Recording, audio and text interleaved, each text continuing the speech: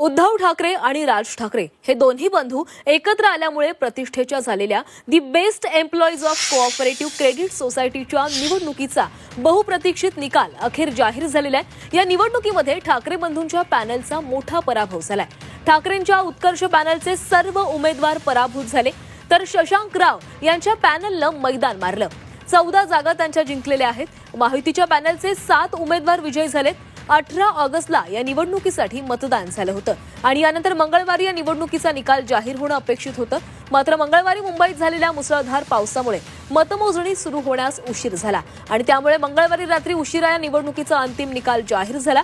यामध्ये ठाकरे बंधूंना मोठा झटका बसलेला आहे। आगामी मुंबई महानगरपालिका निवडणूक एकत्र लढण्याच्या विचारात असलेल्या ठाकरे गट आणि मनसे हा पक्षासाठी मोठा धक्का मानला जातो।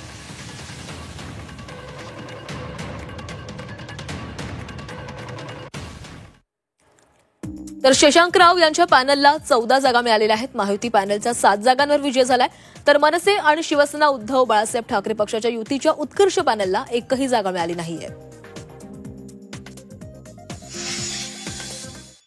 खरोखर माहिती नाही, मी पूर्ण माहिती घेतल्याशिवाय बोलणं। तुम्ही आता सांगताय म्हणून एका पदपेढीची निवडणूक आहे ती, तिथे मी आता याच्यावरती बोलत तर मला माहीत ना, मी काहीच माहिती घेतली नाही।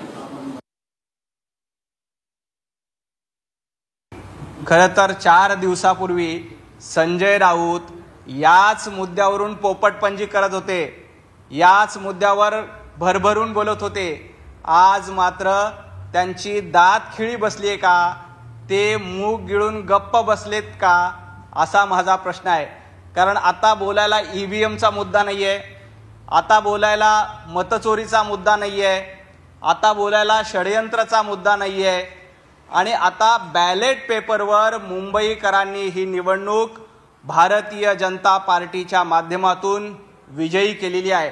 आणि सगळ्यात महत्त्वाचं म्हणजे ठाकरे बंधूंचा, ठाकरे ब्रँडचा टायर या बेस्टच्या निवडणुकीमध्ये पंक्चर झालाय।